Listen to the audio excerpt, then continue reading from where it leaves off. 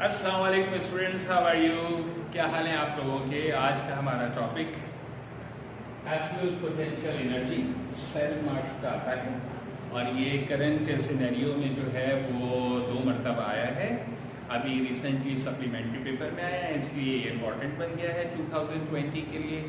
Absolute potential energy को पढ़ने से पहले हमें पता करना पड़ेगा कि पोटेंशियल एनर्जी क्या होती है। जब भी हम किसी बॉडी को against the gravitational force act करेंगे डाउनवर्ड और हम एक बॉडी को एक कॉइन को टॉस करने के लिए पॉइंट ए से बी पर फेंक रहे हैं। जब भी हम किसी बॉडी को अगेंस्ट द फोर्स किसी एक पॉइंट से दूसरे पॉइंट पर फेंकें तो हमें कुछ ना कुछ वर्क करना पड़ेगा। उस पॉइंट के ऊपर, उस बॉडी के ऊपर हमें कुछ वर्क करना पड़ेगा। ये वर्क स्टोर होता है as a form of potential energy. The work done against the gravitational force is stored as a form of potential energy, right? Now absolute potential energy क्या होती है? अगर हम किसी बॉडी को, हमारे पास जैसे सपोज एक बॉल है, हम बॉल को पॉइंट ए से फेंक रहे हैं अगेंस्ट द ग्रेविटी और ये बॉल ऊपर जा रही है। हमारे पास एक टेनिस बॉल, इस टेनिस बॉल को हम पॉइंट ए से अगेंस्ट द ग्रेविटी किसी ऊपर फेंक रहे हैं और ये बॉल ऊपर जा रही है, ऊपर जा रही है, ऊपर जा रही है, ऊपर जा रही है, ऊपर जा रही है और ये मून से भी ऊपर चली गई। इतनी ऊपर चली गई, एक ऐसे पॉइंट बी पर पहुंच गई जहां पर ये जो पॉइंट बी है ये इंफिनिटी पर वाक़ई है। पोटेंशियल एनर्जी का फॉर्मूला होता है mgh। जब हम इस बॉल को अगेंस्ट द ग्रेविटी फेंक रहे हैं और ये बॉल जो है वो मून से भी ऊपर चली गई, तो मून से ऊपर ग्रेविटी कम हुई, मून के ऊपर और ऊपर चली गई तो ग्रेविटी जीरो। जब मून के ऊपर ग्रेविटी जीरो तो पोटेंशियल एनर्जी भी क्या हो जाएगी बच्चों? जीरो। तो जब भी हम किसी बॉडी को पॉइंट ए से पॉइंट बी पर भेजें और पॉइंट बी इनफाइनाइट डिस्टेंस पर वाक़ई हो जहां पर पोटेंशियल एनर्जी जीरो हो, तो ये किया गया वर्क स्टोर होता है as a form of absolute potential. तो क्या डेफिनेशन बनी बेटा? बिल्कुल समझदारी से, हमें सिर्फ डेफिनेशन लिखनी है, कोई एक्सप्लेनेशन नहीं देनी। The amount of work done against the gravitational force from a point to infinity where the potential energy is zero is stored as a form of absolute potential.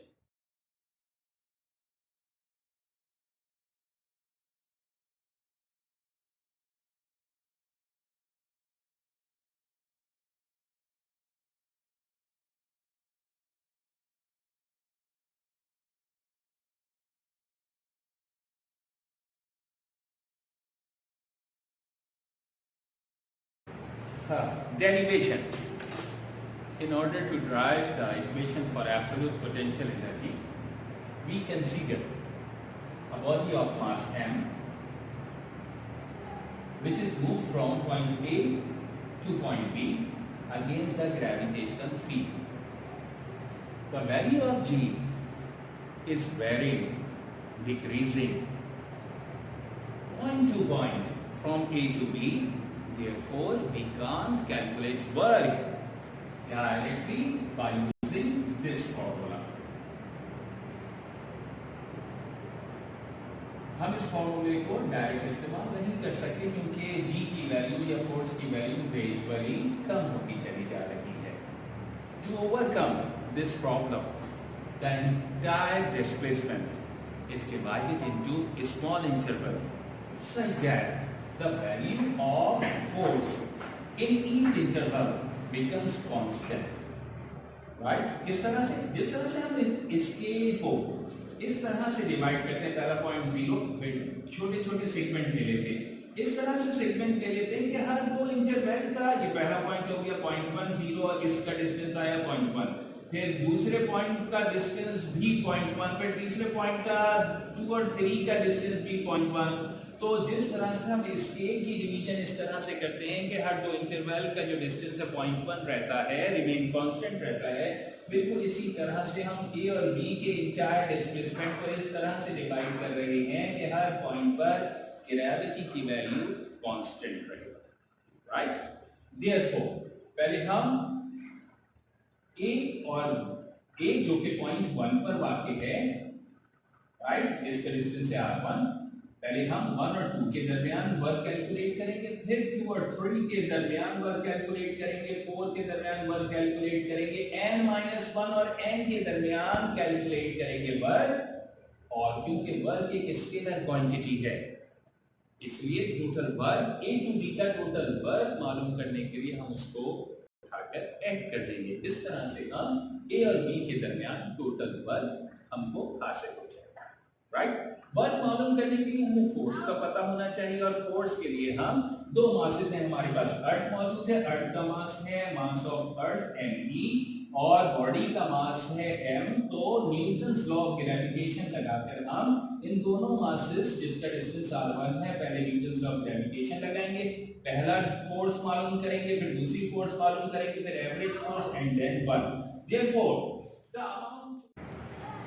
therefore the gravitational force between two masses at a distance r1 is given by F1 is equals to G M me over r1 का square.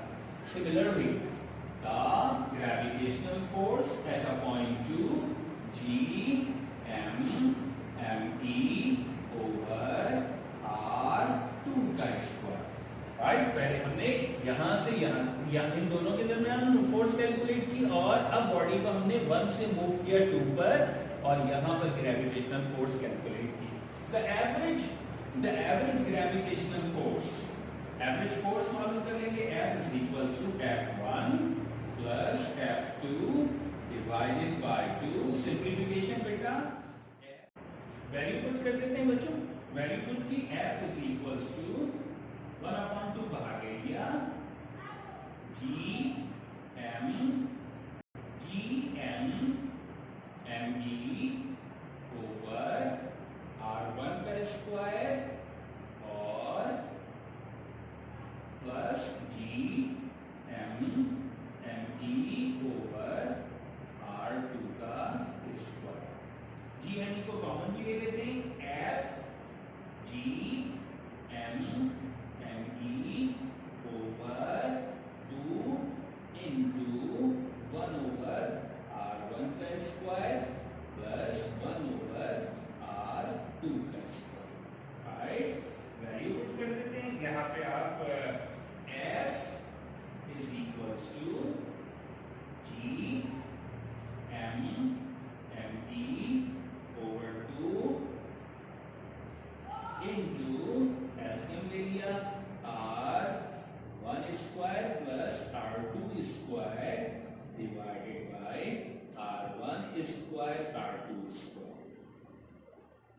इसके बाद अच्छा जी, ये जो delta r है ये r2 minus r1 के बराबर है, ये डिस्टेंस है r1, ये डिस्टेंस है r2, तो delta r r2 minus r1। तो अगर delta r r2 minus r1 हो तो यहाँ से r2 की वैल्यू आ जाएगी हमारे पास delta r plus r1।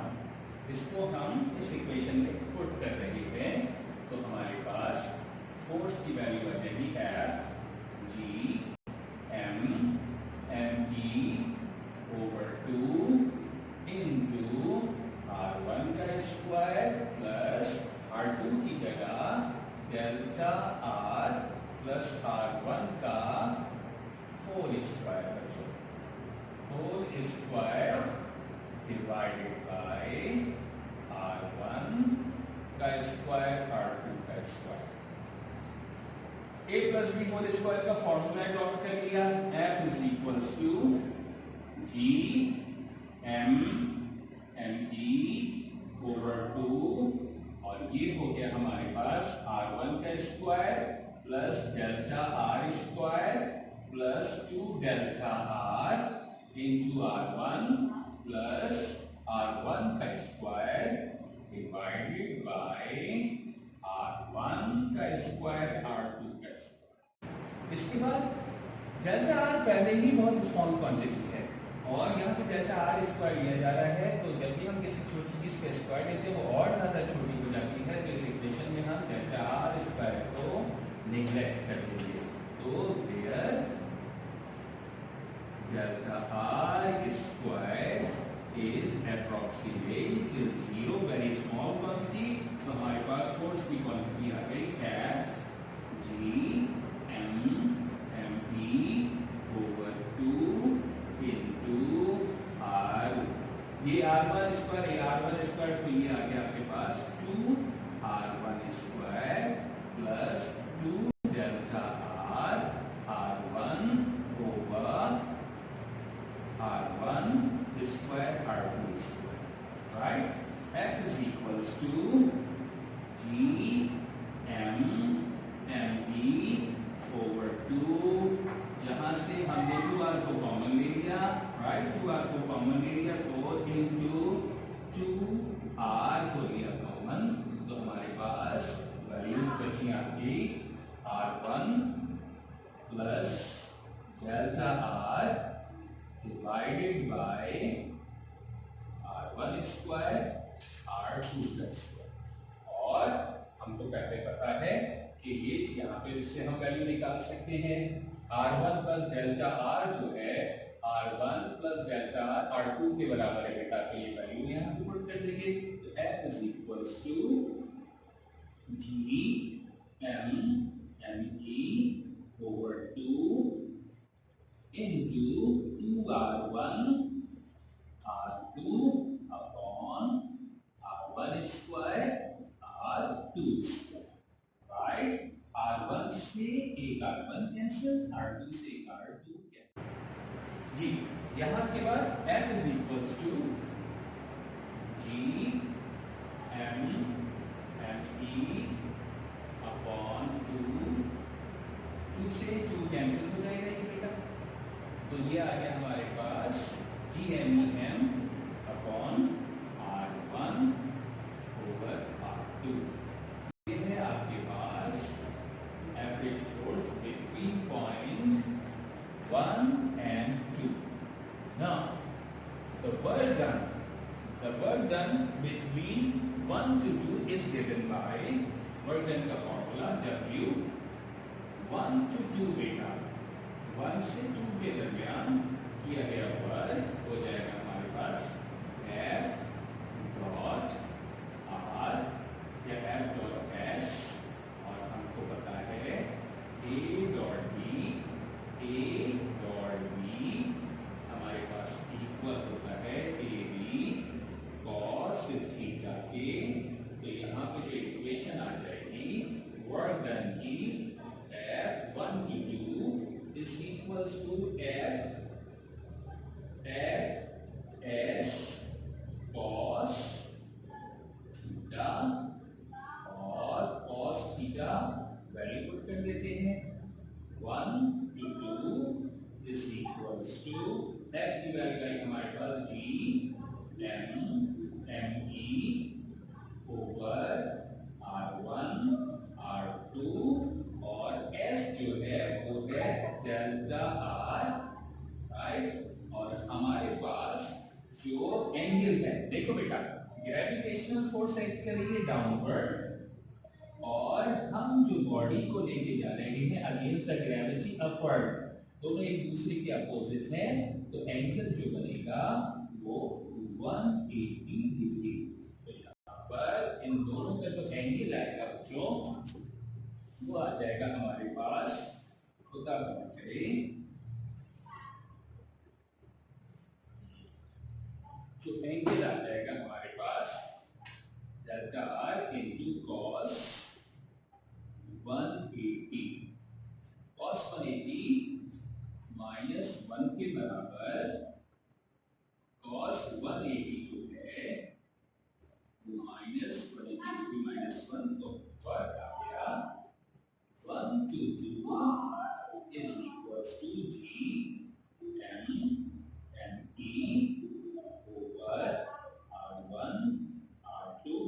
R किसके बराबर था, R2 माइनस R1, और cos नेगेटिव माइनस के बराबर, तो ये माइनस जो है वो मल्टीप्लिकेशन, राइट। इसके बाद देखो बच्चों, हम इसको और मजीद सिंप्लीफाई करते हैं।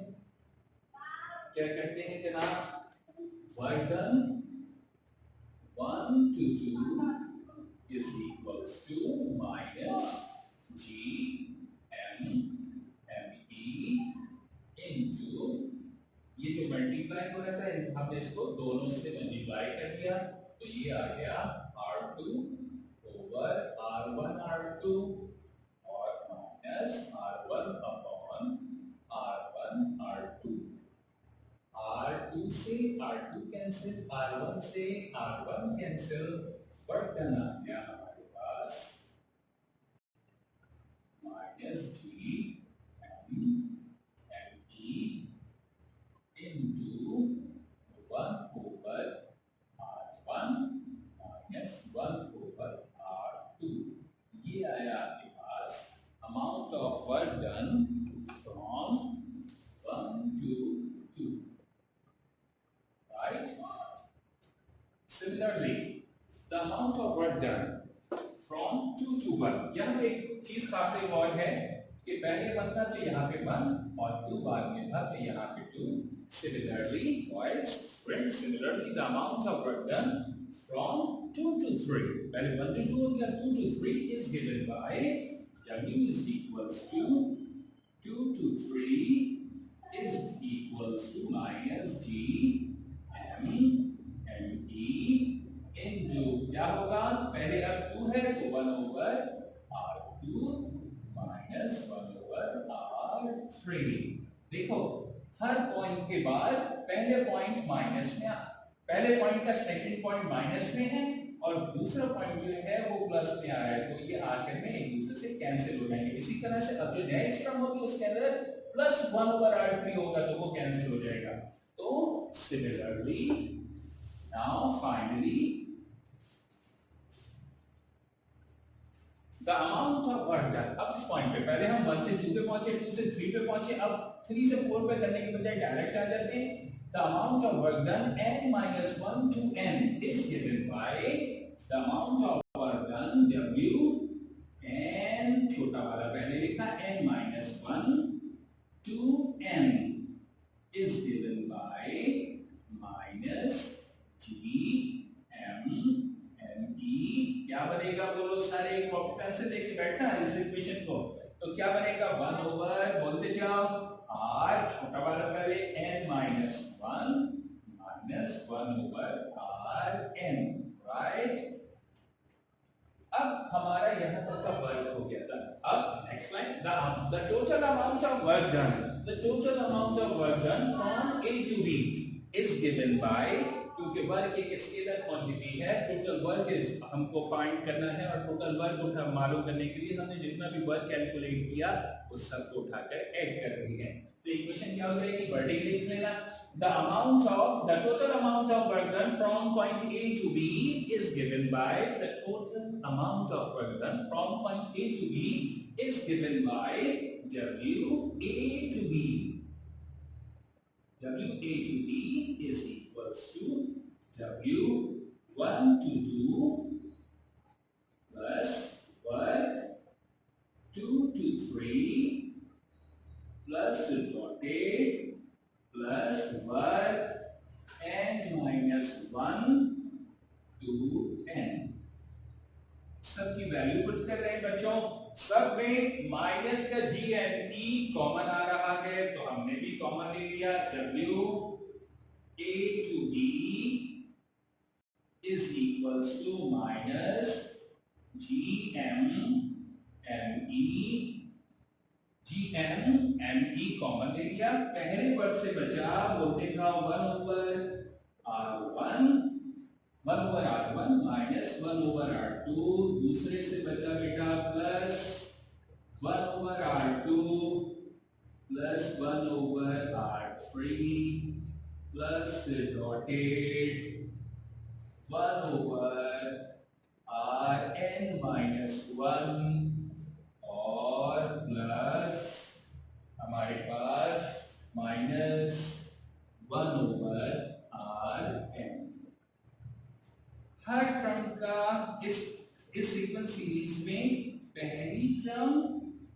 माइनस इससे कैंसिल हो जाएगा और R3 अपनी नेक्स्ट टर्म से कैंसिल हो जाएगा, नेक्स्ट टर्म यानी कि Rn-1 से। जब आप इसको एक्सपेंड करेंगे तो हर सेकंड टर्म अपने बाद वाली टर्म्स के से कैंसिल हो जाएगा। R2 से R2 कैंसिल, R3 ये भी कोई नंबर होगा R3 इससे कैंसिल हो जाएगा। तो पहला पॉइंट और आखिरी पॉइंट मिलता है, बाकी तमाम पॉइंट्स कैंसिल हो जाते हैं। तो work done A to B is equals to minus GM ME into क्या बचा हमारे पास 1 over R1 minus 1 over Rn। ये आया हमारे पास work against the gravitational field.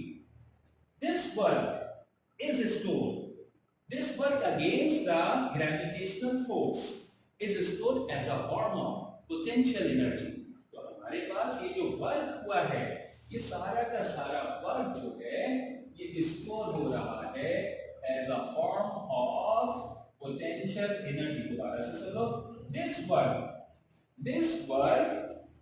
work against the gravitational field is stored as a form of potential energy। तो ये जो work है बच्चों, ये जो वर्क है, ये वर्क जो हमने A और B के दरमियान किया है अगेंस्ट द फील्ड, ये स्टोर हो रहा है as a form of potential energy. तो हमारे पास पोटेंशियल एनर्जी को हम PE is equals to del U और is equals to माइनस का G M ME upon ME into 1 over R1 minus 1 over Rn। This work is stored as a form of potential energy। For absolute potential के लिए हमने बताया था the amount of work done against the gravitational force from a point to infinity where the potential energy is zero is stored as a form of absolute potential। तो absolute potential के लिए point n जो है must be lie at infinity, ठीक है। For absolute potential के लिए for absolute potential को बेटा हम potential energy absolute भी लिख सकते हैं और कैपिटल U से भी डिनोट करते हैं। For absolute potential Rn must be lie at इधर बेटा infinity। तो हमने इस इक्वेशन में infinity पुट किया, जैसे ही infinity पुट करेंगे तो अब ये पोटेंशियल एनर्जी नहीं कहलाएगा बल्कि ये कहलाएगा एब्सोल्यूट पोटेंशियल। और एब्सोल्यूट पोटेंशियल को डिफरेंशिएट करने के लिए कैपिटल U से डिनोट किया गया माइनस GM ME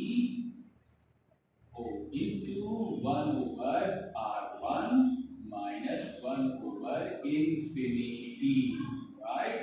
और 1 over infinity जो है वो 0 के बराबर होता है, 1 over infinity 0 के बराबर। तो हमारे पास एब्सोल्यूट पोटेंशियल एनर्जी का फॉर्मूला आ गया बच्चों। Absolute potential is equals to U is equals to minus G M ME over R1। और अच्छा जी, for any point R1 का हमारे पास कॉमन पॉइंट, अब किसी भी डिस्टेंस पे अगर हम लेना चाहें if R1 is equals to R, तो एब्सोल्यूट पोटेंशियल का फॉर्मूला आ गया P absolute is equals to U is equals to minus G M ME over R, right? ये है absolute potential at any point at any distance R। अब अगर हमारे पास जैसे कि बुक में है therefore the absolute potential energy of a body of mass m, therefore the absolute potential energy of a body of mass m lying at the surface of earth, अगर body जो है वो सरफेस ऑफ अर्थ पर रखी हुई हो तो उसकी एब्सोल्यूट पोटेंशियल एनर्जी हो जाएगी, अब आर जो है वो रेडियस ऑफ अर्थ के बराबर हो जाएगा, आर जो है वो रेडियस ऑफ अर्थ के बराबर हो जाएगा। तो हमारे पास एब्सोल्यूट पोटेंशियल एनर्जी का generalised formula, if a body is lying at the surface of earth is minus G M E over RE. This is the equation for the absolute potential energy, which is very important for the examination 2020 Ranchi board के लिए. This is the equation for the absolute potential energy if of a body of mass m lying at the surface of earth. अगर body यहाँ पर मौजूद हो तो इस respect से इसकी एब्सोल्यूट पोटेंशियल एनर्जी ये होगी। थैंक यू स्टूडेंट, बहुत आसानी से हमने ये इक्वेशन कर ली। Wish you all the best. Next topic जो होगा वो हमारा इंशाल्लाह हमारे पास कमेंट्स आ रहे हैं, जो आप कहते जाएंगे वो हम जो है वो बताते जाएंगे, करते जाएंगे। पास पेपर चैप्टर 2 के न्यूमेरिकल्स के लिए आए हैं, आप कमेंट करते रहिए। Thank you.